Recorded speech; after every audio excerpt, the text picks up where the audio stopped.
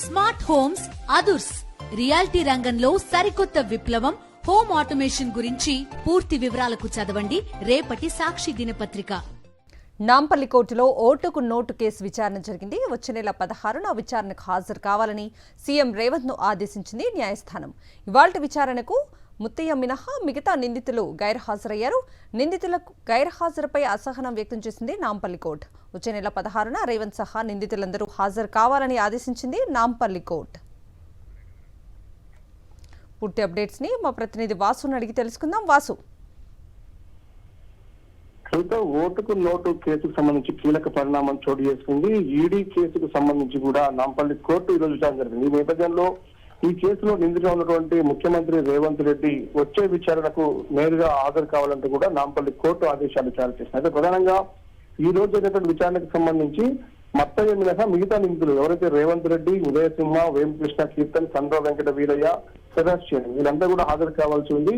గైర్హాజరైన నేపథ్యంలో కోర్టు అసహనం వ్యక్తం చేసి కూడా ఈడీ కేసు విచారణలో నిందితులు హాజరు కాకపోవడంపై నాంపల్లి కోర్టు అసహనం వ్యక్తం చేసింది.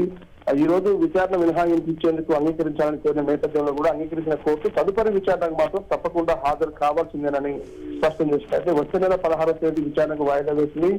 ఆ రోజు సీఎం రేవంత్ రెడ్డి సహా నిందితులందరూ కూడా కోర్టుకు హాజరు కావాలని స్పష్టమైన ఆదేశాలు అయితే జారీ చేసింది. అయితే కోర్టుకు సంబంధించి కూడా పలుమార్లు నేరుగా కూడా హాజరు కాకుండా నిందితులు తప్పుతున్న నేపథ్యంలో కూడా ఈ యొక్క ఆదేశాలు జారీ చేసిన నేపథ్యం కనిపిస్తా ఉంది. వచ్చే నెల 16న మన సీఎం రేవంత్ హాజరవుతారో లేకపోతే మరో మినహాయింపు పిటిషన్ వేస్తారో చూడాల్సింది. Okay Vasu, thank you.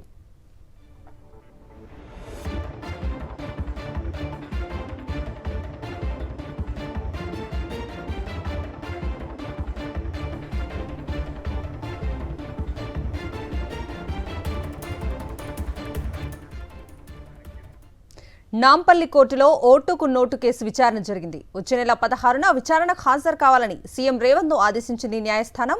ఇవాల్టి విచారణకు మత్తయ్య మినహా మిగతా నిందితులు గైర్హాజరయ్యారు.